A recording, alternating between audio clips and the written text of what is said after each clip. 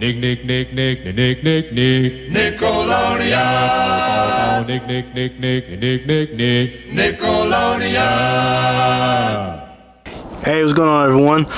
I'm hoping everyone had a great Thanksgiving and everyone is not too full from eating all that turkey, cranberry, and all the other fixings. This is Andre Arroyo, and this is my channel, What's on Dre's Mind, and what is on my mind right now? I know, a classic Nickelodeon cartoon called Nick's Thanksgiving Fest. The one-shot animated Thanksgiving special was aired on Nickelodeon on November 22nd, 1989. It was an anthology special that consisted of 2 short stories with wraparound segments. Now, you're probably wondering, why is this special so important? Well, I'm gonna get to that later. Well, the idea came from a animated producer called Vanessa Coffey. Now, Vanessa Coffey had started her career at Marvel Animation, working on shows such as Transformers, G.I. Joe, Muppet Babies, and Defenders of the Earth, I mean. Coffey later worked on Murakami Wolf Swenson, which worked on the Teenage Mutant Ninja Turtles. But after working on these shows, she didn't want to do animation anymore because everything was either modeled after pre-existing comic strips or vessel for selling related products. Coffey decided she wanted to go back to original animation, and she called a friend of hers, Debbie BC, and Nickelodeon. But when Coffey went to Nickelodeon, she was told that Nickelodeon could not afford animation at the time. But she was asked to produce a Thanksgiving special. So this Thanksgiving special, Nick's Thanksgiving Fest 1988, as an independent contractor. It was only the second time that the studio had ever done animation. This special was made to show, can Nickelodeon handle animation on their own? And so the animation has gotten done, had been put on Thanksgiving from '88 all the way to 1996, which was a huge success because they kept repeating it so many times. The special opens up with an introduction to how families in the U.S. celebrate Thanksgiving, especially with the founding presidents, and how friends and family join all over the country together to give thanks and share a joyful evening, a feast, and watch TV. We get a funny bit. Started off with how cranberries are put into cans to make cranberry sauce, and one worker is asked by a narrator who does most of the show. The worker is asked, well, what's the special technique to put in the cranberries and the cranberry sauces? And he shows these 2 elephants just sitting on each can, cramming the cranberries into each can. The worker says, well, how do you think you cram all these cranberries in there? And the worker also says, well, these guys waltz for peanuts, and he literally throws peanuts at the elephant. In the next scene, the narrator is shown talking to a turkey.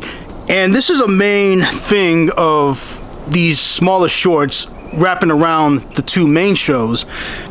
The narrator tries to ask turkeys, what did they eat for Thanksgiving? He tries to ask this one turkey, but the turkey runs away in fear. We get the first of 2 specials called Thanksgiving Nightmare, written and directed by Kevin Altieri. The special starts off with a family enjoying Thanksgiving dinner, and while they're enjoying it, a mouse and roach comes out and sees all the food. It seems like they've been doing this for years. Whenever Thanksgiving comes out, they would always try to poach whatever food they can. However, the respective leaders of the roaches and mice, they ran into each other and they start arguing about how oh, you need to get out of my way. That's my food. No, that's my food. As the 2 are arguing over a bone, the house cat comes over and tries to attack the mice and roaches, but they end up getting away. The cat, however, accidentally gets a bone in his mouth. The woman, the mother, really thought the cat was trying to steal food without them looking. Of course, she doesn't know what's really going on, but that's the humor of this episode. The mother of the house warns the cat that if she ever catches him sneaking any of the leftovers, he'll be kicked out permanently. One more warning, and the family decides to go out for a jog to walk off the Thanksgiving feast. While this is going on, both the leaders of their respective clans, the rats and the roaches, they're getting tired of bumping into each other trying to get Thanksgiving feast. So this is war, so they're doing whatever it takes to come. Rats plan to distract the cat by turning up TV loud enough to where they won't be able to hear the rats trying to steal the food. However, the roaches also take advantage of this. This is an all-out war between these two. You got rats and roaches just knocking each other off the table. Both parties are able to get on the table, collecting what food they can while fighting each other. However, the noise gets so loud that the cat actually hears what's going on, goes to the kitchen, and he's shocked to see both the rats and roaches fighting over on the food. The cat quickly goes after a vacuum cleaner, sucks up all the parties except for the leaders. Both leaders go into a rat hole trying to hide. The cat puts his hand or his claw into the rat hole trying to grab both of them, but the roach has an idea. He convinces the rat to take off his shorts, put a tomato underneath the cat's claws, pretend that he's been killed. The cat sees what seems to be blood, and he's so shocked by it he faints.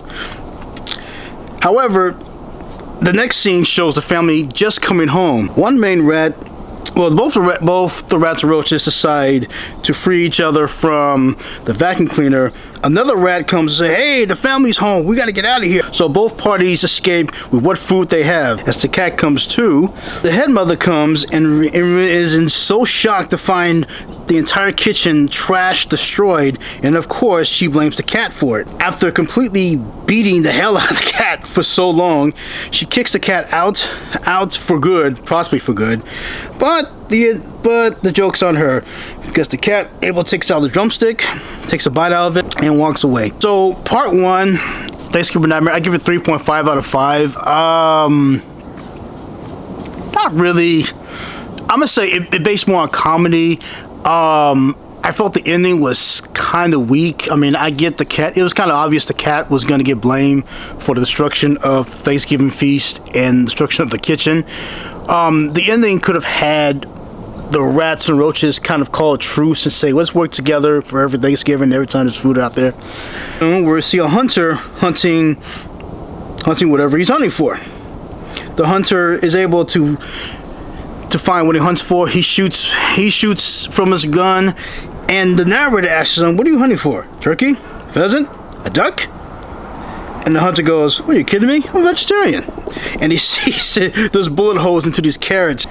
Another wraparound cartoon, we get to the house of a mother rabbit. The narrator asks the mother, "Are you making dinner for your family?" She goes, "Yes, and let me tell you, for every single year, it gets harder and harder."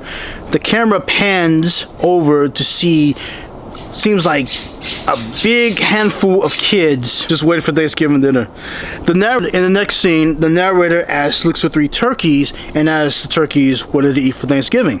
The turkeys, of course, they know they're being hunted, and they go, "Wait a minute." He goes, "We're not turkeys, we're mooses." We get our second Thanksgiving special called Thanksgiving Dreams, written by Terrence McDonald and Jim Carlson. The episode starts off with 2 kids, Sam and Emily, brother and sister, who are playing outside their backyard, and they get called in the house by their mother. It turns out the time is during the Great Depression, and this is actually a great history lesson.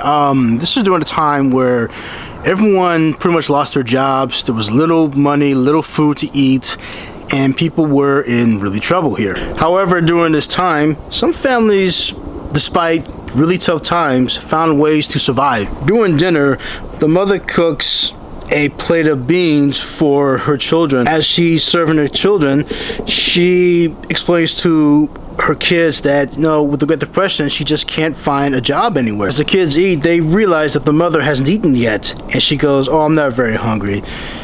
But we all know that as a good mother would rather take care of her kids than have to worry about herself. Emily realizes there's a can of beans on the table, but the mother said that's all the food we have left, and that's for tomorrow. And Sam and Emily realizes, tomorrow's Thanksgiving. Realizing things are really, really tight. As the mother puts Sam and Emily to bed, they both hear music coming from the kitchen.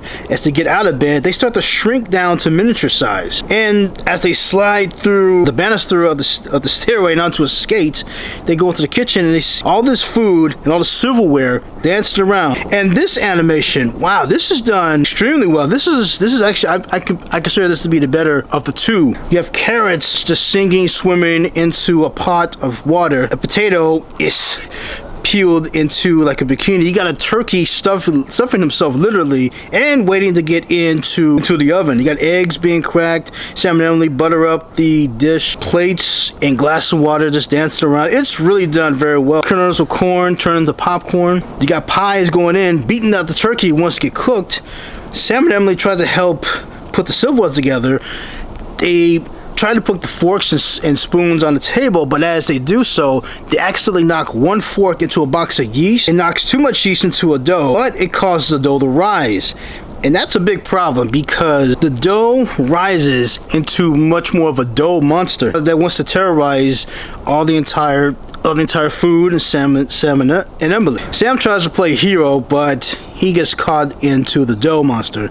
He's able to free himself from the clock, and then on the cover he sees a salt and pepper shaker. So he uses the cuckoo clock to stretch all the way out to get the pepper, uses it to sprinkle all over the kitchen. It causes everyone to sneeze really badly, and especially the dough monster that sneezes so loud and so hard, he blows everyone away and he runs out of air, actually defeating the dough monster. Sam and Emily are blown away into their bed, and all of a sudden they wake up from the dream. As they wake up, they begin to talk about the dream, and they realize they have the same exact dream, which is kind of weird. Goes, huh? As they begin to talk about it, they smell an aroma coming from the kitchen, and they're like, hey, what's that smell? All three members of the family come out to the kitchen, and they see not only Thanksgiving dinner, but they see their cupboards all filled with food. And they don't really know what happened, but the mother says we should be thankful. As the food is being served, a carrot winks at both Sam and Emily, realizing that what they went through was not a dream after all.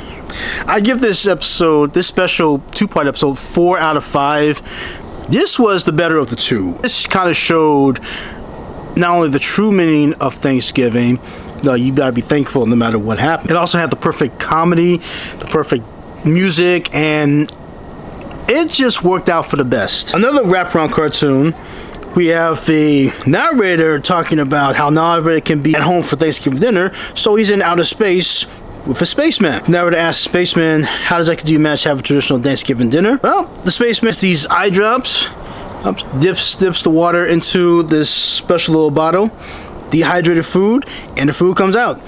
And the narrator goes, how's the food taste? And the spaceman goes, well, I really don't know because I haven't been able to grab it. He tries to grab the food, but he just is unable to do so. Next wraparound cartoon has this elderly couple. After they finish Thanksgiving, the narrator asks, well, you're going to take a nap? He goes, no, we're gonna watch TV. He goes, oh, you're going to watch something sweet? He goes, no, we're going to watch a football game. In the final wraparound cartoon and pretty much the end of the show, after the narrator has tried so many times to talk to turkeys about what they're going to eat, they finally find the turkeys setting up their own Thanksgiving dinner, and they realizes this is the moment they've been waiting for. When the narrator finally gets his moment to ask, hey, what do these turkeys eat? The turkeys open up their dinner, and it turns out to be a pilgrim. The pilgrim asks, hey, you would expect burgers and fries, and the episode goes to a close. So all in all, this show is a huge success. It's funny in a way. It's got its moments where it's really funny. It may be a little outdated, but it still kind of holds, the humor sort of holds up. The animation, of course, is different back then, but it does hold a special place in many people's hearts. As for me saying this holds a very special, important history in Nickelodeon, well, here's why. Remember Vanessa Coffey I told you about how she wanted to try original animation and Nickelodeon couldn't afford it at the time? Well, this special was such a success that 2 years later, in 1991, Coffey developed 3 ideas to fill the 9-minute time slot allocated to what would be known as the Nicktoons. The first Nicktoons were Doug, Rugrats, and Ren and Stimpy. And this is what really started it all, because thanks to this Nick's Thanksgiving cartoon, Nicktoons was born 2 years later. And this is considered the Nickelodeon's golden age of cartoons. Coffee called the variety of the three shows as a balanced meal for kids, and between the pilot and the series production, Coffee was hired as Nickelodeon's vice president of animation. And we see many cartoons. We see the first three Nicktoons. We see Rocko's Martin Live, Real Monsters, Hey Arnold, The Angry Beavers, Cat Dog, The Wild Thornberrys, SpongeBob SquarePants, even though that show should have been a long time ago, Rocket Power, as told by Ginger. They crossover between the Rugrats and the Wild Thornberrys, My Life as a Teenage Robot, Danny Phantom, Avatar The Last Airbender. So many animated shows. So basically, this show went out without this Thanksgiving special. We would not have Nicktoons today, and who knows what direction Nickelodeon would have been today. So Nickelodeon, Nicktoons, they really should give this special and Vanessa Coffey a huge gratitude. Coffey has stated that she was in the right place at the right time to create these shows, and boy, she couldn't have been any more right. Arlene Klasky, the co-creator of Rugrats, and Jim Jenkins, creator of Doug, credit Coffey for enabling them to get the shows off the ground and into the homes of millions around the world. So, Nick's Thanksgiving Fest was a huge success, and if you haven't seen it, you should definitely watch it to see how Nicktoons got started. And if you have seen it, but you want to watch some nostalgia again, go ahead and watch it. Well, that pretty much does it for Nick's Thanksgiving Fest. And what will be on my mind for my next video? Well, since Thanksgiving's out of the way, we're headed into Christmas. I've decided to do the very first season of Kenan and Kel. So until then, thank you and good night.